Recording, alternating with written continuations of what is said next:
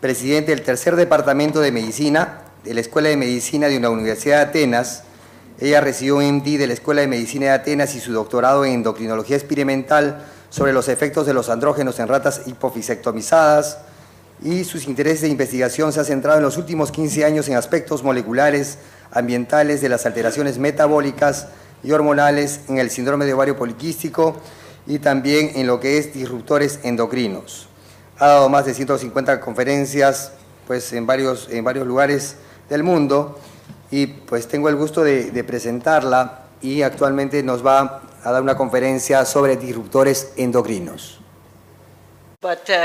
No matter how many opportunities you're going to give me, I will try each time to do my best and try to meet your standards and your... Cumplir con vuestros estándares y vuestras expectativas, y les agradezco nuevamente por invitarme. Ahora bien, el tema que voy a discutir ahora o esta tarde es un tema fascinante. Es un área nueva en donde los endocrinólogos, creo, deben estar involucrados muy activamente, y este es el área de los disruptores endocrinos, y voy a tratar de utilizar el síndrome de ovario poliquístico como ejemplo de cómo estamos abordando este problema mayor o cómo interfiere en el funcionamiento hormonal. No tengo conflictos de intereses que declarar, y el objetivo de esta presentación será entonces discutir si es que los disruptores endocrinos son un hecho o son una ficción. Ahora, Lima en el siglo XV tenía este aspecto, y esto era un hecho. El aspecto de Lima en el siglo XV o XVI. En el siglo XXI, Lima tiene este aspecto. Pero este tipo de figura de Lima podría ser una ficción para la gente del siglo XV. Ahora, ¿cuáles son los mecanismos para esto? Probablemente esto tiene que ver con la naturaleza y con la industria. Ahora, utilizando el síndrome de ovario poliquístico como ejemplo de estos disruptores endocrinos, entonces el síndrome de ovario poliquístico y los disruptores endocrinos entonces sería una ficción. Esto allá por 1935, cuando fue descrito esto por primera vez, pero hoy en día los disruptores endocrinos y sus productos que pueden interferir con la función ovárica son realmente un hecho, podrían ser un hecho en el siglo XXI. Los mecanismos pueden ser fisiológicos, una fisiología que está afectada por la intervención industrial. Ahora, parece ser hoy en día que además de la forma normal de la producción de hormonas que todos conocemos en nuestro organismo, ahora parece ser que la industria y las fábricas tienen otra área en la cual las hormonas se producen. Ahora, ¿es esto hecho o ficción? Esto es algo que queda por demostrarse, y probablemente estamos en camino a darnos cuenta que estamos más cerca de los hechos antes que de la ficción. Por tanto, permítame compartir con ustedes mis puntos principales acerca de esta presentación, que serán definir en una o dos diapositivas al síndrome de ovario poliquístico, discutir y definir las injurias ambientales y mirar estas injurias ambientales que podrían modificar al síndrome de ovario poliquístico, al igual que la exposición dietaria y ambiental que interactúan con este síndrome, y discutir entonces algunas formas potenciales de manejo de este tipo de problema. Bueno, la patogénesis del síndrome, como ya hemos descrito y sabemos, es una combinación de anormalidades reproductivas, hormonales y metabólicas. Todas estas vías pueden interactuar entre sí y construir entonces la patogénesis del síndrome, en donde los genes y el ambiente interactúan, contribuyendo entonces con todos los mecanismos fisiopatológicos que son conocidos en las anormalidades patofisiológicas del síndrome de ovario poliquístico, y esto es la resistencia a la insulina, las anormalidades reproductivas, tales como la falta de evolución, la hiperandrogenemia, las anormalidades metabólicas, tales como la falta de acción de insulina en el tejido adiposo, en el músculo esquelético, llevando pues a disfunción con los carbohidratos. Entonces todo esto puede trabajar en conjunto y llevar entonces al síndrome de ovario poliquístico. Ahora bien, en lugar de estas injurias ambientales,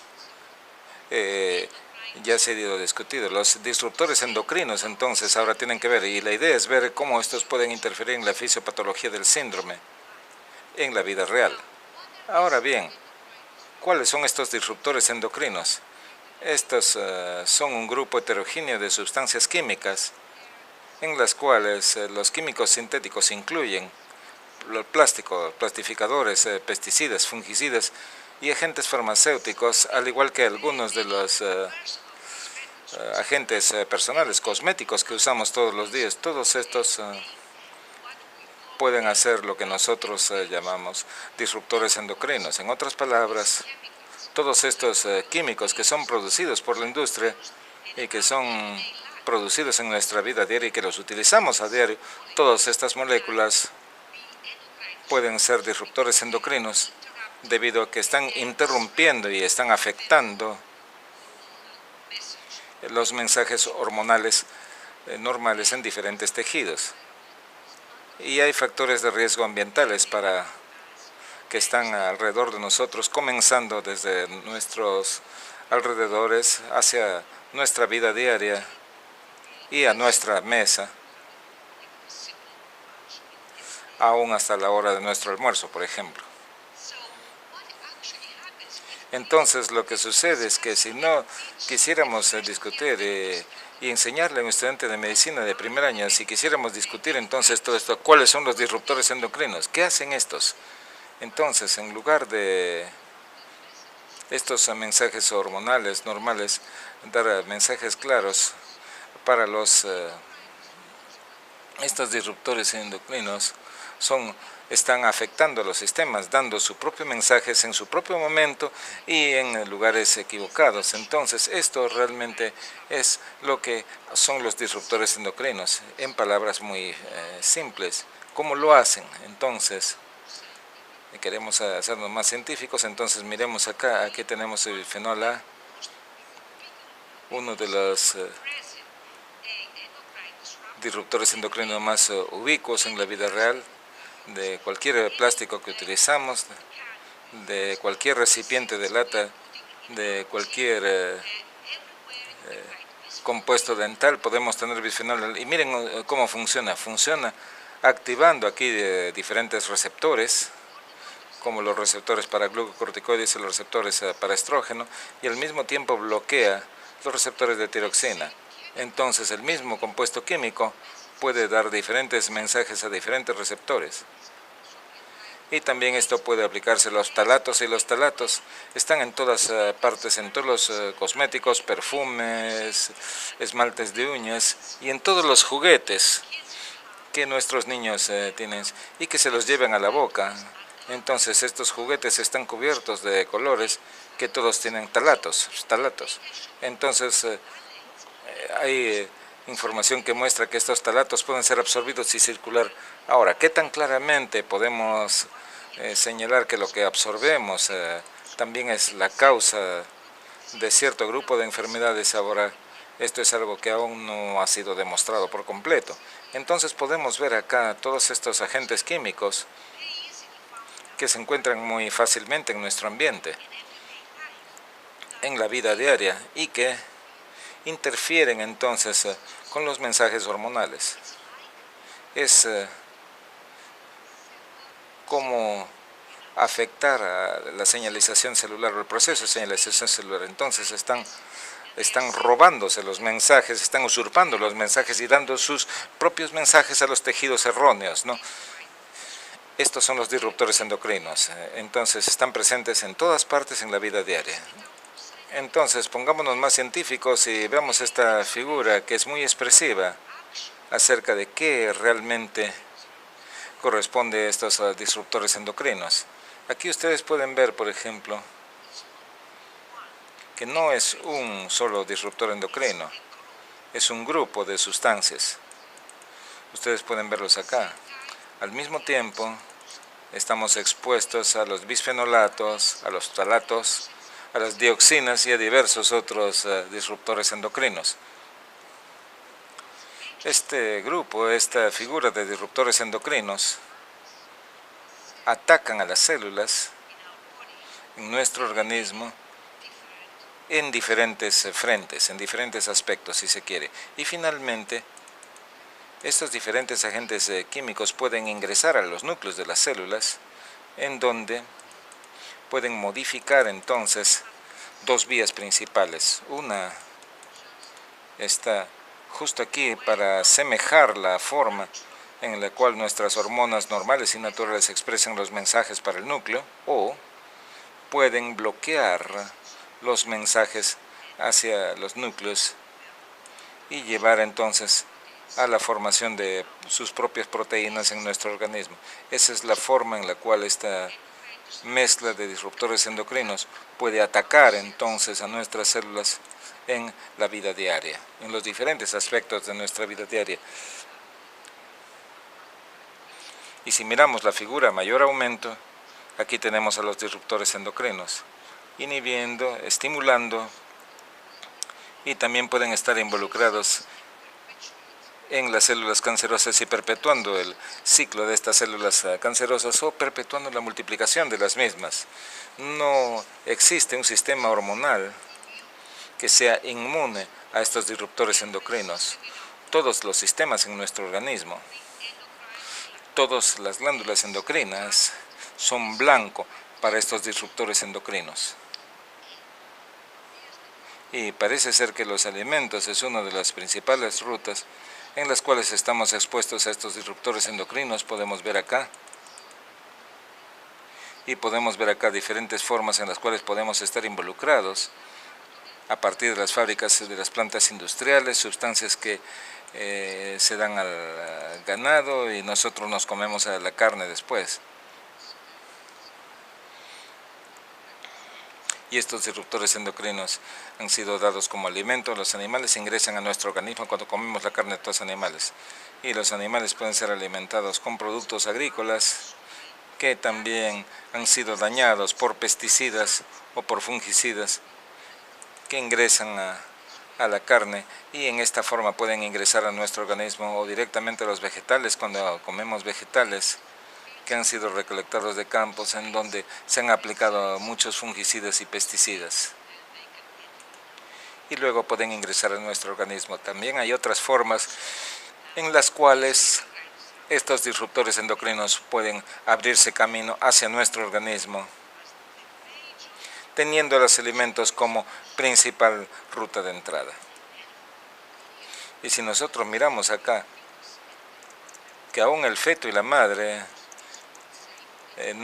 ya no está seguro el feto en el útero, debido a que la madre está expuesta a estos disruptores endocrinos al utilizar la laca para su cabello, diferentes tintes para su cabello, o diferentes cosméticos para su rostro, o perfumes para su organismo. Entonces todos estos agentes pueden ser disruptores endocrinos que encuentran su camino a través de la exposición dérmica del humano o exposición por inhalación, y todos estos pueden ingresar al organismo, pueden almacenarse en la leche materna y pueden circular en la sangre y llegar hacia el feto. Entonces, por cierto, nosotros podemos estar expuestos a estos agentes tóxicos químicos en el ambiente muy tempranamente en nuestra vida, aún durante la vida intrauterina. Y ciertamente el plástico es una industria muy exitosa, pero parece ser que es un problema desde el punto de vista médico. Y si nosotros queremos retroceder en el tiempo, entonces veremos que en los 40s y los 70s el dietilestilbestrol era uno de los buenos medicamentos que se utilizaba para evitar el aborto, pero posteriormente se encontró que realmente era muy peligroso para los bebés que nacían y cuyas madres eran tratadas con este dietilestilbestrol. Se encontró que estos bebés realmente desarrollaban cánceres y diversas malignidades posteriormente durante sus vidas. Entonces, este es el dietilestilbestrol y miren aquí esta gran paradoja. Dietilestilbestrol fue prohibido después de este tipo de documentación, pero dietilestilbestrol a partir de él se produjo bisfenol A, un gran plastificador que se permite su empleo en todo el mundo y al cual estamos expuestos en nuestros alimentos. Entonces tenemos plastificadores, son una gran ventaja en la industria, pero parece ser muy riesgoso para nuestra salud. Si miramos las cifras podemos ver que hasta 800.000 químicos son producidos a diario, y estos son plastificadores que contienen bisfenol A o los ftalatos. Aquí vemos esta caja de plástico, podemos ver aquí estas piezas de papel térmico que utilizamos para los vouchers, tenemos los plásticos que utilizamos a diario y podemos ver aquí donde se utiliza bisfenol A. Y si miramos esto más cuidadosamente, miremos la comida enlatada, miremos estas cifras entonces, en donde se muestra estas mayores concentraciones de bisfenol A en diferentes tipos de alimentos conforme vamos, desde nuestros refrescos hasta nuestras comidas enlatadas, conservas, atún, etc. Entonces vemos que gradualmente la cantidad de bisfenol A que está contenida en esta comida enlatada es bastante significativa y el impacto en nuestra salud ha sido subestimado y está actualmente bajo investigación. Y si nosotros miramos cómo funciona el bisfenol A, podemos encontrar entonces cómo puede llegar muy fácilmente hacia las células y cómo se une a los receptores para andrógenos y estrógenos, activando entonces la dimerización de los receptores de andrógenos, permitiéndoles ingresar entonces y unirse a los elementos que afectan las hormonas, afectan el DNA y modificar entonces la producción de proteínas en el retículo endoplásmico. Entonces, bisfenol A no necesita ningún permiso para ingresar a las células, simplemente cruza e interfiere la síntesis de proteínas al afectar entonces la acción hormonal en nuestro ADN. Y estos disruptores endocrinos y los bisfenoles realmente se encuentran en grandes concentraciones en la sangre, en el suero, en la orina y, por cierto, en el fluido amniótico, y también pueden pasar a través de la leche materna y llegar entonces a los bebés. Bisfenol A, como dijimos, es detectable en el fluido folicular y en el fluido amniótico, y ustedes pueden ver acá, conforme las concentraciones de bisfenol A están aumentando en estos cuartiles, entonces podemos observar que disminuye el número de los ocitos recuperados en la fase de maduración. Este es el número de ocitos que se recuperan, que cada vez va bajando conforme las concentraciones de bisfenol A están aumentando en la orina, y también los óvulos fertilizados normales también se reducen conforme aumentan las concentraciones de bisfenol A. Esto en la orina de las mujeres que son sometidas a los procedimientos de fertilización in vitro. De acuerdo con resultados experimentales, por tanto, entonces parece ser que tanto la folicogénesis y la esteroidogénesis en el ovario, que son afectados en el síndrome de ovario poliquístico, parecen ser dañados por estos disruptores endocrinos, y estos disruptores endocrinos modulan entonces diversas de estas vías en la función ovárica. Podrían entonces, o podríamos tratar de responder la pregunta, si estos disruptores endocrinos están relacionados como factor ambiental con la patogénesis y las implicaciones clínicas del síndrome de ovario poliquístico, por ejemplo.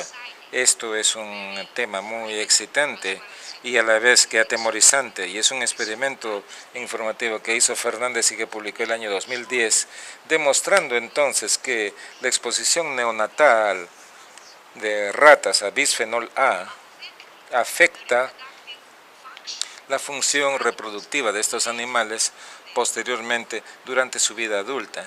Y miren lo que sucede entonces cuando bisfenol A altera, entonces degenera la actividad de pulsos. En la concentración de bisfenol A aumentaba en estos animales que habían sido expuestos, alimentándolos con alimentos con contenido con bisfenol A. Entonces la pulsatividad de estos procesos cambiaba cuando se les alimentaba en forma prenatal las ratas con bisfenol A. No solamente ello, sino también en los ovarios, también la producción de progesterona estaba disminuida conforme las concentraciones de bisfenol A aumentaban, y al mismo tiempo los niveles de testosterona estaban aumentados conforme bisfenol A se incrementaba en su concentración en los alimentos. Entonces, también se formaban muchos de los folículos en los animales alimentados con bisfenol A en comparación con los controles. En otras palabras, aquí tenemos un cuadro clínico completo de un animal que ha desarrollado síndrome de ovario poliquístico, donde a nivel neonatal es expuesto a bisfenol A. Y ahora sabemos que bisfenol A tiene un efecto directo en el tejido adiposo, al igual que en el tejido ovárico, y también tiene efecto y tiene un impacto en la producción de esteroides en el hígado. Lo que hace realmente bisfenol A afecta entonces al tejido adiposo, la producción de adiponectina, reduce la producción de adiponectina, llevando entonces al agravamiento de la resistencia a la insulina, y debido a que, como sabemos, la adiponectina es un sensibilizador a la insulina. También bisfenol A actúa en el tejido ovárico y también actúa en el hígado, reduciendo el catabolismo de la testosterona, y desplaza entonces a la testosterona de la SSPG, llevando entonces a mayores niveles de la testosterona libre. Entonces, bisfenol A también tiene efectos directos y degenera la pulsatilidad, afectando la acción en las células de la teca, estimulando directamente la producción de andrógenos. Hay resultados en seres humanos sustentando que bisfenol A esté asociado con el síndrome de ovario poliquístico. Sí, hemos demostrado que revisando estas mujeres con síndrome de ovario poliquístico, que eran delgadas obesas, las mujeres con síndrome de ovario poliquístico tuvieron niveles más elevados en el suero en comparación con sus contrapartes controles, sea que estas mujeres fueran delgadas u obesas. Entonces, delgadas y con síndrome de ovario poliquístico, al igual que las obesas, se demostró por primera vez que tenían niveles más elevados de bisfenol A en su sangre, y que estos niveles de bisfenol A correlacionaban entonces con andrógenos y testosterona, al igual que con delta 4 androstenediona. Ahora, podemos decir entonces que esta sería la razón por la cual esto pudiera ser asociada. ¿Por qué bisfenol A estaría asociado con los andrógenos? Y después de todo, ¿por qué hemos decidido evaluar al bisfenol A en las mujeres con el síndrome de ovario poliquístico? La razón por la cual lo hemos hecho es porque hay información experimental que ha demostrado que bisfenol A estimula la producción de testosterona en las células de la teca, en estudios en animales, y también bisfenol A suprime a las enzimas hidroxilasa 2-alfa y 6, las cuales catabolizan a los andrógenos. Por tanto, aumenta los niveles de testosterona y afecta entonces el equilibrio entre los andrógenos y los estrógenos. También bisfenol A desplaza fuertemente de la SSG de testosterona, por tanto indirectamente aumenta los niveles de testosterona en el suero.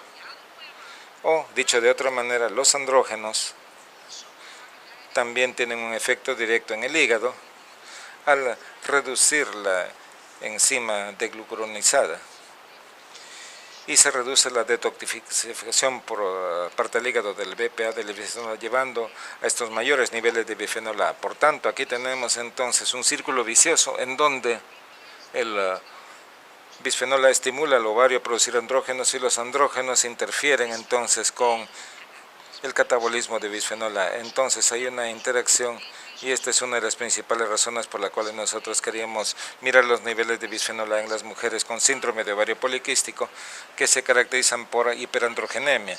Hay otros estudios que han demostrado también por Tarantino que bisfenol A está asociado entonces con un grado de resistencia a la insulina en las mujeres con síndrome de ovario poliquístico, al igual que en un grado de hiperandrogenemia. Tanto más resistencia hay, tanto mayores los niveles de andrógenos y tanto mayores los niveles de bisfenol A en estas mujeres.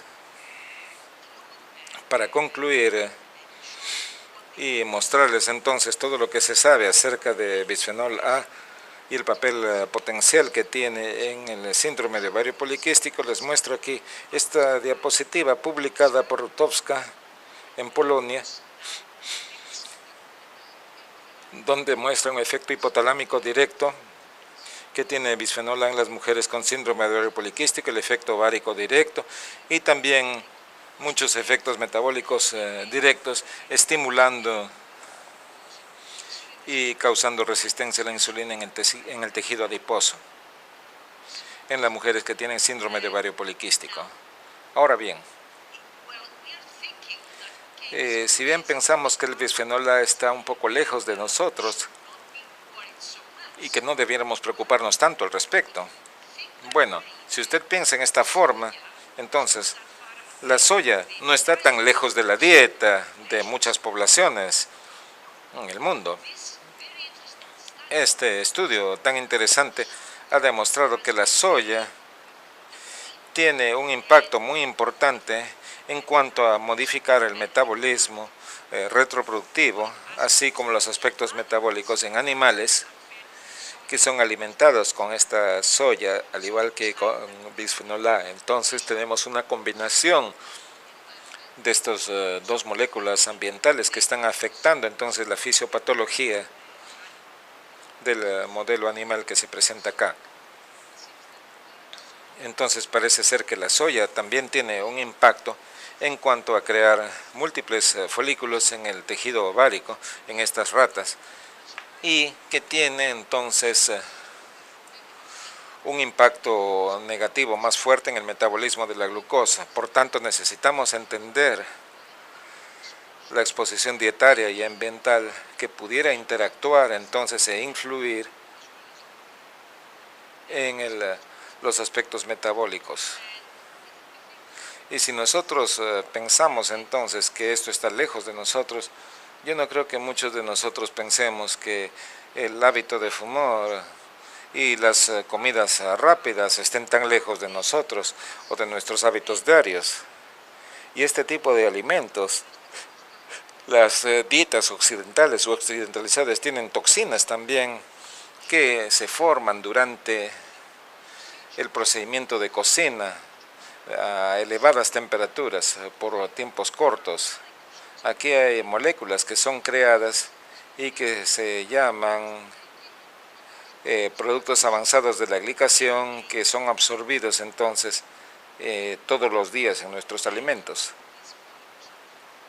Y cómo se forman estas moléculas al cocinar a altas temperaturas, entonces podemos ver lo que sucede. Si sancochamos la carne, solamente tenemos 22 unidades de estos productos glicados, pero si lo ponemos a la parrilla, esto sube 3 veces, a 60. Lo mismo sucede con un huevo sancochado, son 12 unidades, pero el huevo frito son 27 unidades. Y la misma cosa en el caso de las papas fritas, ¿no? Entonces, la forma en la cual cocinamos nuestros alimentos es un método según el cual estos productos se están formando y que pueden ser bastante tóxicos para nuestra salud. Por tanto, necesitamos entonces ir de vuelta a los vegetales frescos y a las frutas en nuestra dieta que realmente nos están exponiendo a cantidades más pequeñas de estas toxinas dietarias. Entonces hicimos un experimento con este tipo de comidas rápidas licuamos comida rápida de un puesto de la esquina y les dimos de comer esto a un grupo de animales, a ratas específicamente. Este es el ovario, miramos los ovarios de estos animales. Este es el ovario de un animal que fue alimentado con comida para ratas normal. Y este es un animal que fue alimentado con este tipo de alimentos. Aquí tenemos el ovario del animal que tuvo la dieta rica en estos productos avanzados de glicación. Y noten ustedes que el tejido ovárico está cargado con estas glicotoxinas. Entonces, no es realmente tan lejos de la realidad acerca de que lo que comemos puede ser absorbido, puede ser depositado en diferentes tejidos, incluyendo en los tejidos reproductivos, tales como el tejido ovárico. ¿Qué hay acerca de los humanos? Bueno, aquí lo tenemos. Esto son ovarios humanos. Este es un ovario humano, células de la granulosa de un ovario humano normal. Y estas son las células de la granulosa de tejido ovárico, de ovario poliquístico. Y noten ustedes acá que en las células, en el estroma de la granulosa, hay productos de glicación avanzados que han sido depositados. No sabemos si estos vienen de una fuente endógena o exógena, de estos productos avanzados de glicación que han sido depositados acá. Pero nuestro experimento previo en donde dimos de comer a los animales estas glicotoxinas, mostraron que estas glicotoxinas se depositaron en el tejido ovárico y fueron presentes con la inmunotinción. Ahora, sabemos que las mujeres con síndrome de ovario poliquístico tienen mayores niveles en el suero de estas glicotoxinas de uso diario y que el tejido ovárico de estas mujeres podría ser afectado con gran probabilidad. Tenemos un sistema para defendernos de este tipo de toxificación. ¿Tenemos algo para protegernos? Sí, sí lo tenemos. Y este es el sistema que opera con una enzima llamada glioxalasa. La glioxalasa es un sistema recogedor con el cual tratamos de eliminar de nuestros tejidos estos componentes tóxicos. Ahora, ¿qué sucede si nosotros comemos alimentos que contienen un elevado contenido de estos productos avanzados de glicación? ¿Qué sucede con el sistema? ¿Y qué sucede si este sistema también tiene niveles elevados de andrógenos? Tal como sucede en las mujeres con síndrome de ovario poliquístico. Y este fue el segundo experimento en donde miramos un modelo en ratas que fueron androgenizadas y recibieron estos productos avanzados de glicación en grandes cantidades. Miren lo que pasó con este sistema de detoxificación, miren lo que pasó con la glioxalasa. La actividad de la glioxalasa en el tejido ovárico se redujo en los animales que recibieron estas glicotoxinas, alimentos de tipo comida rápida. Entonces, estamos debilitando, estamos perdiendo la fuerza de estos sistemas de eliminación de glioxalasas, no con esta carga de glicotoxinas, y también los andrógenos también suprimen la actividad de esta enzima. Por tanto, la combinación de estas glicotoxinas y la hiperandrogenemia funcionan en contra de nuestro sistema de detoxificación y de aclaramiento en el ovario para estas glicotoxinas. Si nosotros miramos qué sucede cuando usted le da a los animales con estos valores elevados y reduce la actividad enzima, miren lo que sucede en el tejido ovárico.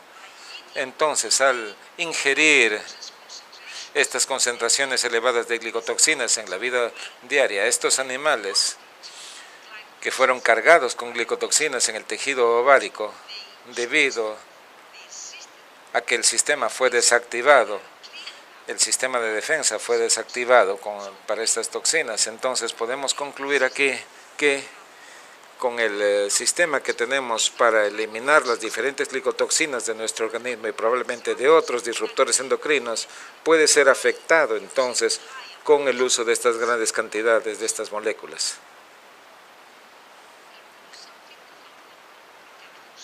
Entonces, ¿qué podemos hacer para protegernos? En primer lugar, necesitamos fortalecer o mejorar nuestro conocimiento con respecto a los disruptores endocrinos. Necesitamos mejorar nuestras pruebas en busca de los disruptores endocrinos. Necesitamos reducir la exposición,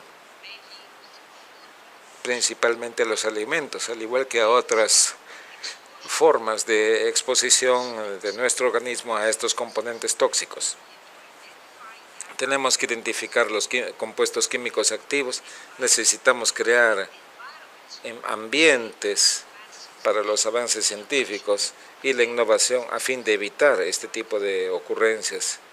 Y finalmente necesitamos tener mejores métodos para evaluar a los habitantes debido a que en el momento actual no hay ningún sistema que haya sido acordado para determinar la severidad de la asociación entre la exposición a los químicos y los resultados adversos en la salud.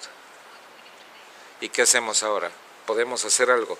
Los alimentos, dijimos, es nuestra principal fuente de exposición a estos disruptores endocrinos. Por tanto, mejor tratar de reducir esta exposición a este tipo de sustancias. Y lo que hicimos cuando les dimos a las mujeres este tipo de alimento, los andrógenos y las moléculas oxidativas y la resistencia a la insulina subieron bastante. Pero cuando cambiamos estos alimentos durante 3 meses, podemos ver que la tensión oxidativa y los andrógenos se redujeron en las mujeres con síndrome de ovario poliquístico, al disminuir entonces su exposición a las glicotoxinas de este tipo de alimentos de uso regular, cambiándolos por alimentos frescos y vegetales frescos o con un cocimiento apropiado a temperaturas no tan altas y por tiempos no tan prolongados. Y estos resultados, como ya se ha descrito, sugieren entonces que probablemente hay nuevas estrategias para el tratamiento que pudieran ser beneficiosas para este tipo de disfunción ovárica. Y una de las formas sería disminuir las desconcentraciones dietarias. ¿Qué hay acerca de bisfenol A? ¿Podemos hacer algo al respecto? Bueno, miremos este experimento, simplemente por 3 días, donde se limitan las raciones de los alimentos y se redujeron los niveles de bisfenol A y regresaron a los niveles previos. Cuando la gente empezó a comer nuevamente estos alimentos empaquetados en bolsas de plástico. Por tanto, hay algo que se puede hacer, pero la pregunta está aquí. Si nosotros reducimos a este nivel, o a qué nivel debiéramos reducir los valores de bisfenol A para estar en un margen de seguridad. La respuesta a esta pregunta todavía no se conoce. ¿Y qué hay acerca de hoy en día? ¿Podemos hacer algo hoy en día? Sí, por cierto. Si utilizamos una bolsa de tela, podemos ahorrar 6 bolsas de plástico por semana. Esto significa 22,000 bolsas de plástico durante una vida. Esto significa algo. Y hay que tener en cuenta que cerca de 200 diferentes especies de vida marina, incluyendo ballenas, focas y tortugas, mueren debido a las bolsas de plástico que los ahogan. Entonces hay algo que podemos hacer para poder reducir y para prevenir este tipo de muertes injustas. Y para concluir, sin importar todo lo que se ha dicho, tenemos evidencia que se está construyendo, no es prueba, es evidencia. La relación de causa y efecto entre los disruptores endocrinos y la enfermedad en los seres humanos aún no ha sido demostrada. Pero cuando tengamos toda la información convincente, tal vez sea muy tarde como para recomendar a las nuevas generaciones que ya podrían estar afectadas. Para ese momento en el tiempo ya estarían dañadas. ¿Podemos hacer algo? Tomar conciencia de esto es nuestra principal arma. Y como endocrinólogos tenemos que ser los primeros en ser educados y estar en primera línea para aumentar la toma de conciencia del público y de nuestros pacientes. Por tanto, todos debemos hacer lo que podamos con lo que tenemos en donde estemos. Debo agradecer a todos mis colaboradores mis colegas, a todos por su confianza y por haberme apoyado a lo largo de todos estos años, y les invito a un curso internacional muy interesante que se llama Combo Endocrinología, combinando la endocrinología con todas las otras especialidades médicas, y este año será endocrinología del deporte, combinando hormonas, diabetes y nutrición, y deseo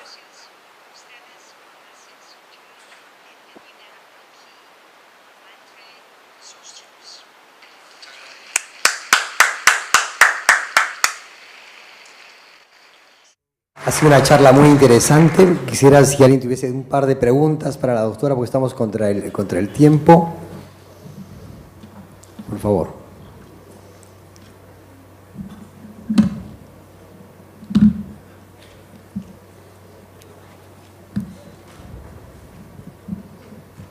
Doctora, agradeciéndole su brillante exposición.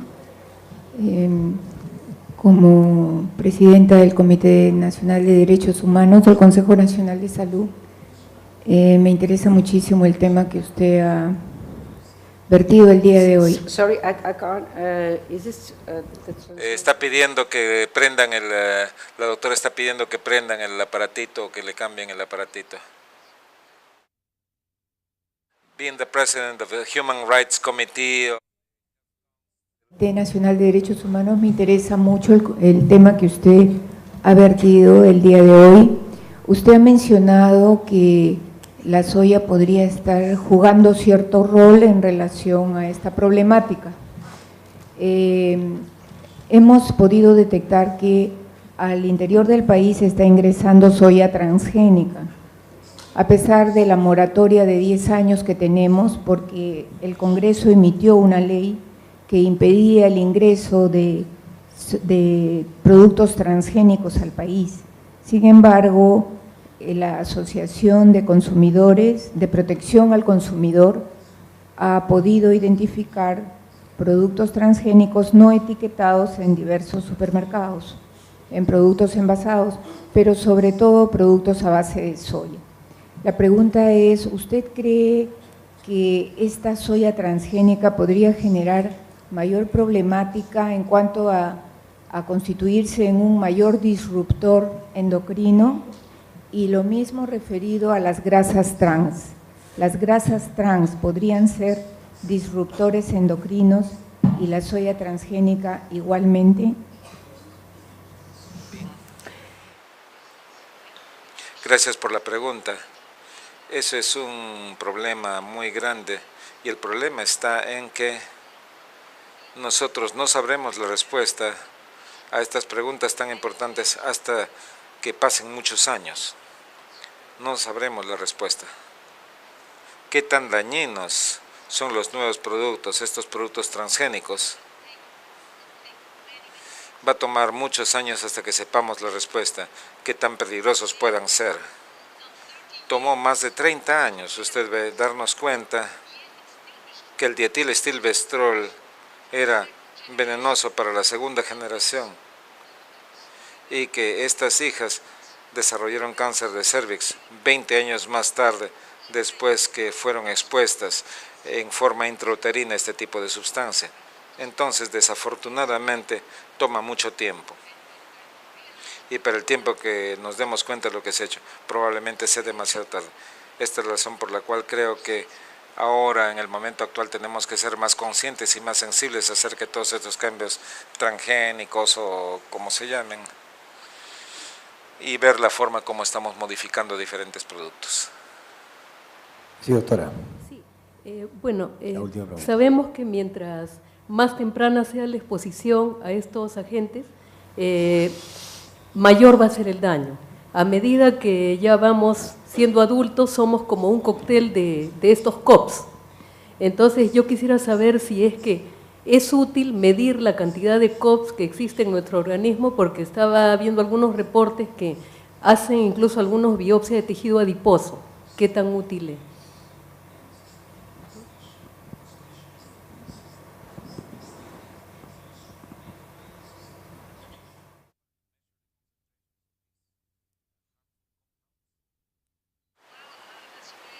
Es un abordaje muy interesante el que usted plantea, pero no conozco de ningún estudio y yo pienso que sería muy difícil aceptar tener biopsias de tejido adiposo para poder identificar si es que usted está expuesto a cierto disruptor endocrino. Y después de todo, ¿a qué personas va a elegir para determinar si es que está expuesto o no expuesto? Es un abordaje interesante el que usted propone, pero no creo que en el momento actual podamos considerarlo. Muchas gracias. Para mí es un honor, pues, tener It's my que... honor. Thank you very much. Thank you. Doctora Ayvantia, Thank you for this unforgettable hospitality. Thank you, Hilard, for everything. Thanks, everybody, for your kind presence here, which made my speech meaningful. Que le ha dado significado. De Lima podría ser una ficción para la gente del siglo XV. Ahora, ¿cuáles son los mecanismos para esto? Probablemente esto tiene que ver con la naturaleza y con la industria. Ahora, utilizando el síndrome de ovario poliquístico como ejemplo de estos disruptores endocrinos, entonces el síndrome de ovario poliquístico y los disruptores endocrinos, entonces sería una ficción. Esto allá por 1935, cuando fue descrito esto por primera vez, pero hoy en día los disruptores endocrinos y sus productos que pueden interferir con la función ovárica son realmente un hecho, podrían ser un hecho en el siglo XXI. Los mecanismos pueden ser fisiológicos, una fisiología que está afectada por la intervención industrial. Ahora, parece ser hoy en día que además de la forma normal de la producción de hormonas que todos conocemos en nuestro organismo, presidente del tercer departamento de medicina de la Escuela de Medicina de la Universidad de Atenas. Ella recibió un MD de la Escuela de Medicina de Atenas y su doctorado en endocrinología experimental sobre los efectos de los andrógenos en ratas hipofisectomizadas, y sus intereses de investigación se han centrado en los últimos 15 años en aspectos moleculares, ambientales de las alteraciones metabólicas y hormonales en el síndrome de ovario poliquístico y también en lo que es disruptores endocrinos. Ha dado más de 150 conferencias pues, en varios lugares del mundo y pues tengo el gusto de presentarla, y actualmente nos va a dar una conferencia sobre disruptores endocrinos. But no matter how many opportunities you're going to give me, I will try each time to do my best and try to meet your standards and your... cumplir con vuestros estándares y vuestras expectativas, y les agradezco nuevamente por invitarme. Ahora bien, el tema que voy a discutir ahora o esta tarde es un tema fascinante. Es un área nueva en donde los endocrinólogos, creo, deben estar involucrados muy activamente, y este es el área de los disruptores endocrinos, y voy a tratar de utilizar el síndrome de ovario poliquístico como ejemplo de cómo estamos abordando este problema mayor o cómo interfiere en el funcionamiento hormonal. No tengo conflictos de intereses que declarar, y el objetivo de esta presentación será entonces discutir si es que los disruptores endocrinos son un hecho o son una ficción. Ahora, Lima en el siglo XV tenía este aspecto, y esto era un hecho. El aspecto de Lima en el siglo XV o XVI. En el siglo XXI, Lima tiene este aspecto. Pero este tipo de figura, ahora parece ser que la industria y las fábricas tienen otra área en la cual las hormonas se producen. Ahora, ¿es esto hecho o ficción? Esto es algo que queda por demostrarse, y probablemente estamos en camino a darnos cuenta que estamos más cerca de los hechos antes que de la ficción. Por tanto, permítame compartir con ustedes mis puntos principales acerca de esta presentación, que serán definir en una o dos diapositivas al síndrome de ovario poliquístico, discutir y definir las injurias ambientales y mirar estas injurias ambientales que podrían modificar al síndrome de ovario poliquístico, al igual que la exposición dietaria y ambiental que interactúan con este síndrome, y discutir entonces algunas formas potenciales de manejo de este tipo de problema.